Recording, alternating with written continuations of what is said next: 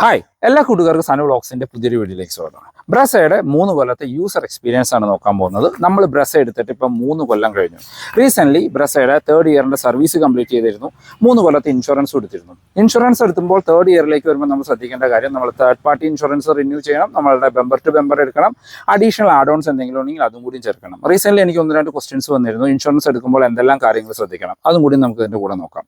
അപ്പോൾ service cost എത്രയായി 3 കൊല്ലത്തെ, ബ്രസയുടെ മെയിൻ്റനൻസ് കാര്യങ്ങൾ എങ്ങനെ മുമ്പോട്ട് പോകുന്നു, മീൻസ് എത്ര രൂപയൊക്കെ മെയിൻ്റനൻസ് കോസ്റ്റ് വരുന്നുണ്ട്, ഇൻഷുറൻസിന് ടോട്ടൽ കോസ്റ്റ് എത്രയായി, ഡീറ്റെയിൽ ആയിട്ട് ചെക്ക് ചെയ്ത് നോക്കാം. ഫസ്റ്റ് തന്നെ നമുക്ക് ബ്രസയുടെ സർവീസ് എക്സ്പെൻസിൽ നിന്ന് സ്റ്റാർട്ട് ചെയ്യാം. ഇപ്പം 3 കൊല്ലത്തെ സർവീസാണ് കഴിഞ്ഞിരിക്കുന്നത്. ഇപ്പം 3 കൊല്ലത്തിനിടയ്ക്ക് വാഹനം ഓടിയിരിക്കുന്നത് 19,500 കിലോമീറ്റർ അടുത്താണ്. അപ്പോൾ 20,000-ന്റെ സർവീസ് ഓർ 3rd ഇയറിൻ്റെ സർവീസാണ് നമ്മൾ കംപ്ലീറ്റ് ചെയ്തത്. സർവീസിന് എനിക്ക് എക്സ്പെൻസ് വന്നത് 4,200 രൂപ മാത്രമാണ്. ആ 4,200 രൂപ എക്സ്പെൻസിൽ നമുക്ക് എൻജിൻ ഓയിൽ, അതിൻ്റെ ഫിൽറ്റേഴ്സ്, എയർ ഫിൽറ്റേഴ്സ് കാര്യങ്ങൾ ചേഞ്ച് ചെയ്തിരുന്നു. നമ്മൾ വീൽ അലൈൻമെൻറ്റ് ചെയ്തിരുന്നു, അതിൻ്റെ വീൽ റൊട്ടേഷൻ കാര്യങ്ങൾ ചെയ്തു. അതുകൂടെ തന്നെ ഇതിൻ്റെ എല്ലാ ഫ്ലൂയിഡുകളും കാര്യങ്ങളും അവർ ടോപ്പപ്പ് ചെയ്യും. ബ്രേക്ക് പാഡുകൾ സെറ്റ് ചെയ്യുന്ന കാര്യങ്ങളും അതിൻ്റെ കൂടെ ചെയ്തിട്ടുണ്ട്. മൊത്തം കോസ്റ്റ് വന്നത് സർവീസിന്, ഞാൻ സർവീസ് ചെയ്ത സമയത്ത് ഒക്ടോബർ അവസാനമായിരുന്നു. എനിക്ക് അത്യാവശ്യം ഓഫർ കാര്യങ്ങൾ തന്നിരുന്നു. ലേബറിൽ 20% ഓഫറും പിന്നെ വീൽ അലൈൻമെൻറ്റിന് 50% ഓഫറും ഉണ്ടായിരുന്നു. അങ്ങനെ ഓഫറുകൾക്കെല്ലാം ശേഷമാണ് എനിക്ക് 4,200 രൂപയ്ക്ക് എൻ്റെ സർവീസ് കംപ്ലീറ്റ് ചെയ്യാനായിട്ട് പറ്റിയത്. അഡീഷണലി ഞാൻ ചെയ്തൊരു ചെറിയൊരു ബോഡി പെയിൻറ്റിംഗ് ആണ്. ഈ ഒരു കോർണറിൽ വാഹനത്തിൻ്റെ ചെറിയതായിട്ടൊരു സ്ക്രാച്ച് വന്നിരുന്നു. അപ്പോൾ ഈ ഒരു പോർഷൻ കംപ്ലീറ്റ്ലി ഷോറൂമിൽ നിന്ന് തന്നെ പെയിൻറ്റ് ചെയ്യുക ചെയ്ത്. കാരണം ഞാൻ പുറത്ത് ചോദിച്ചു കഴിഞ്ഞപ്പോൾ 2,000 രൂപയാണ് പെയിൻറ്റിംഗ് കോസ്റ്റ് വരുന്നത്. പക്ഷേ ഷോറൂമിൽ നിന്ന് എനിക്കത് 1,500 പ്ലസ് ടാക്സ്, ഏകദേശം 1,700 രൂപ പ്രൈസിന് പെയിൻറ്റിങ്ങും കംപ്ലീറ്റ് ചെയ്യാനായിട്ട് പറ്റി. ഷോറൂമിൽ നിന്ന് പെയിൻറ്റ് ചെയ്യാൻ അഡ്വാൻറ്റേജ് എന്ന് വെച്ചാൽ നമുക്ക് ആ ഒരു സെയിം കളറിൽ തന്നെ കിട്ടും. പുറത്തുനിന്ന് ചെയ്താൽ ചിലപ്പോൾ കളറിൽ ചെറിയൊരു ഡിഫറൻസ് കാര്യങ്ങളൊക്കെ നമുക്ക് ഫീൽ ചെയ്തേക്കും. അതുകൊണ്ട് വേറെ പ്രശ്നങ്ങളൊന്നും ഇല്ലാണ്ട് കറക്റ്റായിട്ട് പെയിൻറ്റിങ് കാര്യങ്ങളും എനിക്ക് ഷോറൂമിൽ നിന്ന് തന്നെ ചെയ്ത് കിട്ടി. അപ്പോൾ മൊത്തം കോസ്റ്റ് വന്നത് ഏകദേശം 6,000 രൂപയാണ്, ഇൻക്ലൂഡിങ് പെയിൻറ്റിങ്. അപ്പോൾ അങ്ങനെ നോക്കുമ്പോൾ ഒരു 3rd ഇയറിൻ്റെ സർവീസ് അല്ലെങ്കിൽ 20,000 കിലോമീറ്ററിൻ്റെ സർവീസ് ഇത്രയും പ്രൈസ് കുറച്ച് ചെയ്യാൻ പറ്റുന്ന ഒരു കോമ്പാക്ട് SUV വേറെ ഇല്ല എന്ന് തന്നെയാണ് എൻ്റെ ഒരു എക്സ്പീരിയൻസ്. ഇനി അടുത്തത് നമ്മൾ നോക്കാൻ പോകുന്ന ഇൻഷുറൻസ് ആണ്. ഇപ്പോൾ പലരും റീസെൻ്റ്ലി ചോദിച്ചൊരു ചോദ്യമാണ്, 3 കൊല്ലത്തെ ഇൻഷുറൻസ് എടുക്കുമ്പോൾ എന്തെല്ലാം കാര്യങ്ങൾ ശ്രദ്ധിക്കണം, എത്ര രൂപ ഇൻഷുറൻസിൻ്റെ കോസ്റ്റ് വരും, എന്തെല്ലാം ആഡ് ഓൺസ് നമ്മൾ ആഡ് ചെയ്യണമെന്ന്. ഞാൻ എടുത്തത് അഫീഗോ ടോക്കിയോ എന്ന് പറയുന്ന ഒരു ബ്രാൻഡിൻ്റെ ഇൻഷുറൻസ് ആണ്. ഷോറൂമിൽ നിന്ന് തന്നെയാണ് എനിക്ക് ഇൻഷുറൻസ് അവർ ചെയ്തു തന്നത്. 1-2-3 കൊട്ടേഷൻസ് തന്നിരുന്നു. അതിനകത്ത് ബെസ്റ്റ് കൊട്ടേഷൻസും ആയിട്ട് എനിക്ക് ഫീൽ ചെയ്തത് ഈ അഫീഗോ ടോക്കിയോ എന്ന് പറയുന്ന ഇൻഷുറൻസ് ആണ്.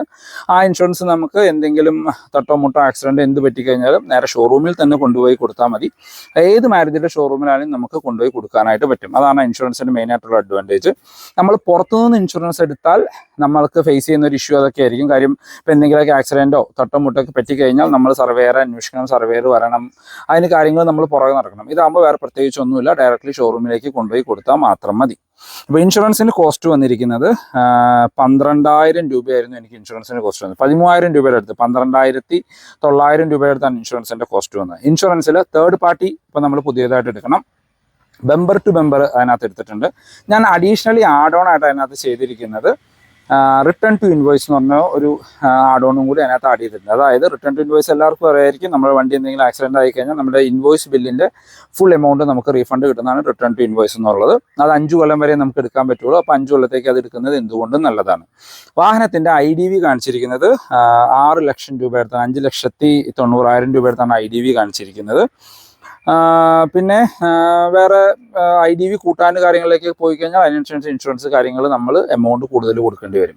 ഇപ്പോൾ IDV ഐദർ നിങ്ങൾ IDV കൂട്ടി വയ്ക്കുക, അതല്ലെങ്കിൽ റിട്ടേൺ ടു ഇൻവോയ്സ് എടുക്കുക, ഏതെങ്കിലും ഒരു ഓപ്ഷൻ വാഹനത്തിന് മതിയാകും. പിന്നെ ബെമ്പർ ടു ബെമ്പർ ഉള്ളത് കൊണ്ട് എന്ത് പറ്റിക്കഴിഞ്ഞാൽ നേരെ ഷോറൂമിൽ കൊടുക്കുക, 1,000 രൂപ മിനിമം ഇൻഷുറൻസിൻ്റെ പേയ്മെൻറ്റ് ചെയ്യാൻ നമുക്ക് കാര്യങ്ങളെല്ലാം ഷോറൂമിൽ തന്നെ ചെയ്തെടുക്കാനായിട്ട് പറ്റും. അപ്പോൾ ഇൻഷുറൻസ് എടുക്കുമ്പോൾ നിങ്ങൾ ഐദർ IDV കൂട്ടുക, അതല്ലെങ്കിൽ റിട്ടേൺ ടു ഇൻവോയ്സ് എടുക്കുക. പിന്നെ കൺസ്യൂമബിൾസ് എന്നൊക്കെ പറഞ്ഞാൽ അതിൻ്റെ കൂടെ ആഡ് ഓൺസ് ഉണ്ട്. 500 രൂപ 1,000 രൂപ കൊടുത്താൽ അത് ഓരോരുത്തരുടെ പ്രയോറിറ്റി അനുസരിച്ച് ആഡ് ഓൺസ് ചെയ്യാവുന്നതാണ്. എൻ്റെ വണ്ടിക്ക് 5 കൊല്ലത്തെ വാറണ്ടി ഞാൻ വാഹനം എടുത്ത സമയത്ത് തന്നെ എടുത്തിട്ടുണ്ട്. അപ്പോൾ വേറെ അഡീഷണൽ വാറണ്ടിയുടെ കാര്യങ്ങളും ഇതിനകത്ത് ആഡ് ഓൺ ചെയ്യേണ്ടതായിട്ട് വരുന്നില്ല.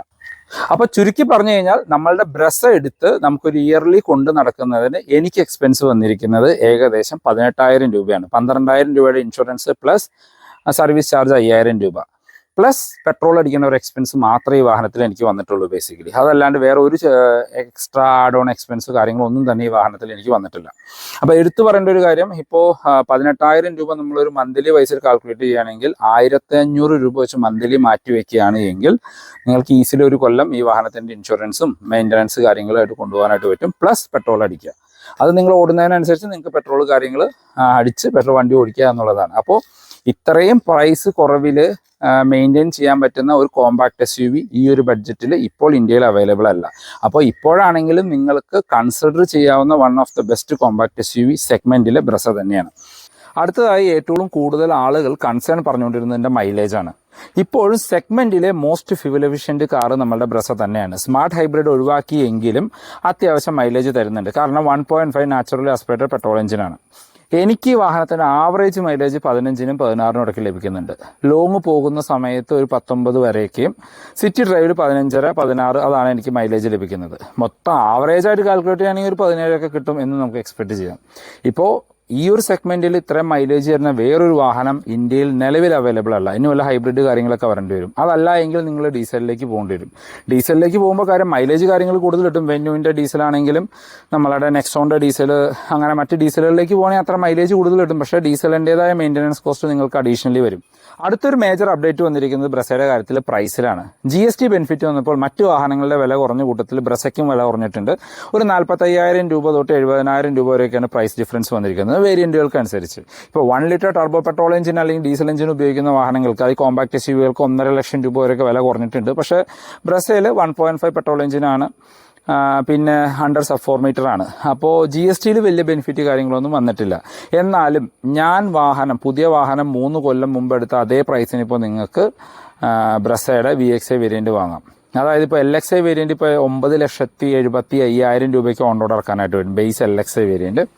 VXIയിലേക്ക് പോയി കഴിഞ്ഞ് കഴിഞ്ഞാൽ 10,80,000 രൂപയാണ് VXI വേരിയൻറ്റിന് ഓൺ റോഡ് പ്രൈസ് വരുന്നത്. ഓഫറുകൾക്ക് ശേഷമുള്ള പ്രൈസാണ്. VXIയിലും തന്നെ നമുക്ക് ഓട്ടോമാറ്റിക് വരുന്നുണ്ട്. VXI ഓട്ടോമാറ്റിക്കിന് നമുക്ക് ഏകദേശം 12,60,000 രൂപ എടുത്തിട്ടാണ് പ്രൈസ് വരുന്നത്. പ്രൈസിൽ ചെറിയൊരു ഡിഫറൻസ് ഉണ്ട്. കാര്യം ദീപാവലിയുടെ ഓഫർ കാര്യങ്ങളും അതിനകത്ത് അഡീഷണലി ആഡ് ഓൺ ആയിട്ട് വരും. അപ്പോൾ ആ ഒരു ബഡ്ജറ്റിൽ ഒരു ഹാസിൽ ഫ്രീ കാർ, അതായത് വേറെ പ്രത്യേകിച്ച് യാതൊരു എക്സ്പെൻസോ കാര്യങ്ങളോ ഇല്ല, പെട്രോൾ അടിക്കുക, ഓടിക്കുക, കംപ്ലൈൻറ്റുകൾ കാര്യങ്ങൾ കുറവുള്ള ഒരു വാഹനം നോക്കുന്നവർക്ക് ഇപ്പോഴും ബ്രസ കൺസിഡർ ചെയ്യാം. കാര്യം കോമ്പാക്ട് SUV സെഗ്മെൻറ്റിൽ ഇപ്പോൾ കുറേ വാഹനങ്ങൾ വന്നിട്ടുണ്ട്. ഫീച്ചറിസ്റ്റിക് ആയിട്ട് വാഹനങ്ങൾ കാണാം. ഇപ്പോൾ ബ്രസയിലേക്ക് പോയി കഴിഞ്ഞാൽ ZXi പ്ലസ് വേരിയൻറ്റ് നിങ്ങൾ എടുക്കേണ്ടി വരും, ഫീച്ചേഴ്സ് ഉള്ളൊരു വേരിയൻറ്റ് വേണമെങ്കിൽ. അല്ലെങ്കിൽ അത്യാവശ്യം വേണ്ട ഫീച്ചേഴ്സ് മാത്രമാണ് ഈ വാഹനത്തിൽ കൊടുത്തിരിക്കുന്നത്. ഇപ്പോൾ എൻ്റെ ഒരു അഭിപ്രായത്തിൽ ഫീച്ചേഴ്സ് കുറവ് കൊടുക്കുന്നത് കൊണ്ട് കംപ്ലൈൻറ്റുകളും അതിനനുസരിച്ച് കുറവാണ്. ഫീച്ചറിസ്റ്റിക് ആയിട്ടുള്ള വാഹനങ്ങളിലേക്ക് പോകുമ്പോൾ അതിൻ്റെ ഇലക്ട്രോണികപരമായ കംപ്ലൈൻറ്റുകളും നമ്മൾ ഫേസ് ചെയ്യേണ്ടി വരും. ഇതിനകത്ത് അങ്ങനത്തെ കാര്യങ്ങളും കമ്പാരിറ്റീവ്ലി വളരെ കുറവാണ്. ഇപ്പോൾ ഈ വാഹനം വാങ്ങിയതിന് ശേഷം 3 കൊല്ലത്തിനിടയ്ക്ക് എനിക്ക് ആകെ വന്നിരിക്കുന്ന ഒരു കംപ്ലൈൻറ്റ് ബാക്കിലെ സെൻസറാണ്. അത് 2-3 പ്രാവശ്യം സെൻസേഴ്സ് കംപ്ലൈൻ്റ് ആയിട്ടുണ്ട്. അത് ഷോറൂമിൽ നിന്ന് അറിയാൻ കഴിഞ്ഞത് അവർ ആ സെൻസേഴ്സ് ബാക്കിൽ VXI വേരിയൻറ്റിൽ റിവേഴ്സ് ക്യാമറ വരുന്നില്ല. റിവേഴ്സ് ക്യാമറ പിടിപ്പിക്കാനായിട്ട് സെൻസേഴ്സിൻ്റെ വയറിൽ നിന്നായിരിക്കാം അവർ ലൂപ്പ് ചെയ്തെടുത്തത് ആദ്യം. അതുകൊണ്ടായിരിക്കാം ആ സെൻസേഴ്സിൽ ചെറിയൊരു കൺസേൺസ് വന്നിരിക്കുന്നത്.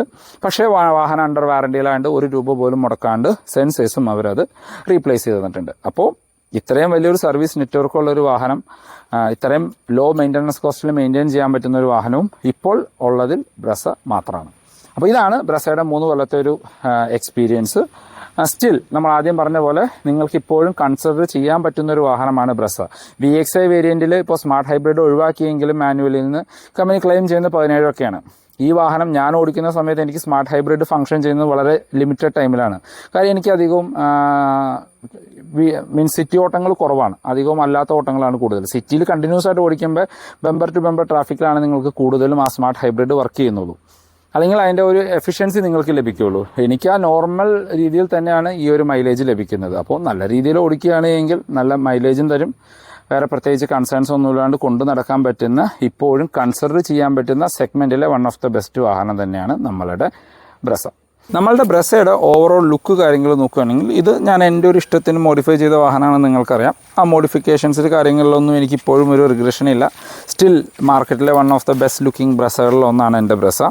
പിന്നെ നമ്മൾ എടുത്തു പറയേണ്ട കാര്യം, ഇപ്പോൾ ഈ വാഹനം 3 കൊല്ലം കഴിഞ്ഞുവെങ്കിൽ നമുക്ക് ഓടിക്കുന്ന സമയത്തോ വാഹനത്തിനകത്ത് കയറുന്ന സമയത്തോ പ്രത്യേകിച്ച് യാതൊരു നോയ്സോ കാര്യങ്ങളോ ഇല്ല എന്നുള്ളതാണ്. അത് എടുത്തു പറയേണ്ട ഒരു കാര്യം തന്നെയാണ്. പ്രത്യേകിച്ച് റാറ്ററിങ് നോയ്സ് അങ്ങനെയുള്ള സംഭവങ്ങളൊന്നും തന്നെ ഇല്ല. ഇപ്പോൾ ഈ വാഹനം നമുക്കൊന്ന് സ്റ്റാർട്ട് ചെയ്ത് നോക്കാം.